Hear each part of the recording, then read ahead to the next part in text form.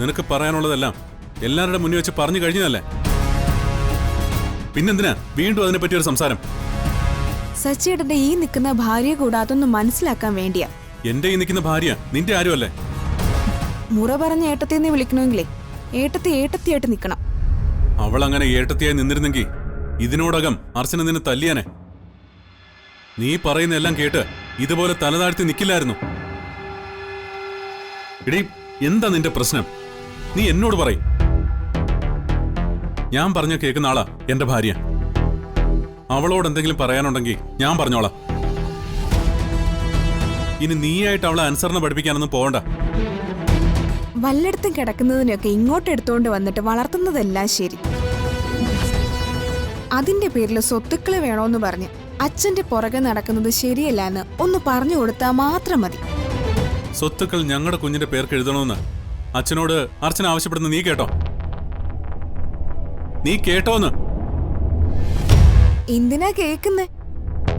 അച്ഛന്റെ അങ്ങനെ ഒരു തീരുമാനം ആര് പറഞ്ഞിട്ടാന്ന് ഊഹിക്കാവുന്നതല്ലേ ഉള്ളൂ. അങ്ങനെ നീ ഇപ്പൊ ഊഹിക്കണ്ട. എന്റെ കുഞ്ഞിന് വേണ്ടത് സമ്പാദിക്കാൻ എനിക്കറിയാം. അച്ഛൻ ആഗ്രഹിച്ചാലും ഞാനോ ഇവളോ ഞങ്ങളുടെ കുഞ്ഞോ നിങ്ങളുടെ ആരുടെ അവകാശം തട്ടിപ്പറിക്കാൻ വരില്ല. അതുകൊണ്ട് ഈ ഒരു പ്രശ്നം വഷളാക്കാതെ നീ പോ. ഇത്രയും നേരം ഞാൻ മര്യാദയ്ക്ക് നിന്നോട് സംസാരിച്ചു.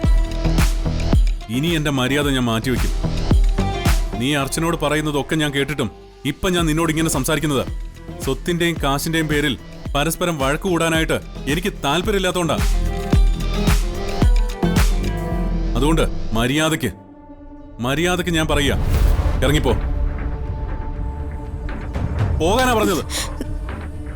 സ്നേഹ, നീ ഇപ്പൊ പോ. ഇനി ഇതിനെ കുറിച്ചൊരു സംസാരം വേണ്ട. ചെല്ല.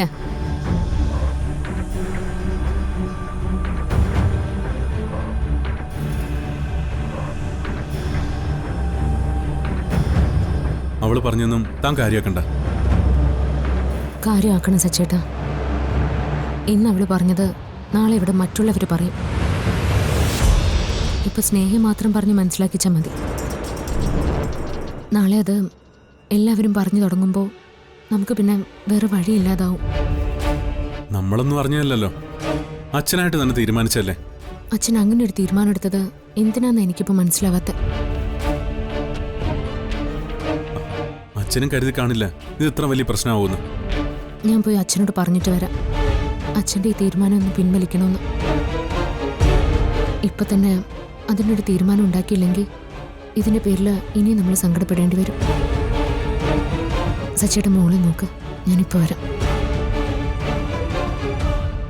താൻ ഇപ്പൊ തന്നെ പോയി പറഞ്ഞ് അച്ഛനെ സങ്കടപ്പെടുത്തണോ? അച്ഛന്റെ സങ്കടത്തിന്റെ പ്രശ്നം മാത്രമല്ല സച്ചേട്ട, ഇത് നമ്മുടെ മോളുടെ ജീവിതത്തിന്റെയും കൂടിയാ. നമ്മൾ അവളെ ഇവിടെ വളർത്തുന്നതിന്റെ പേരിൽ ആർക്കും ഒരു ബുദ്ധിമുട്ടുണ്ടാവാൻ പാടില്ല. സ്വസ്ഥത വേണം, വളരുന്ന കുഞ്ഞിനും വളർത്തുന്ന നമുക്കും. ഞാനിപ്പോൾ തന്നെ ഒന്ന് അച്ഛനോട് സംസാരിക്കട്ടെ. കാര്യം പോലെ പറഞ്ഞാൽ അച്ഛന് മനസ്സിലാവും.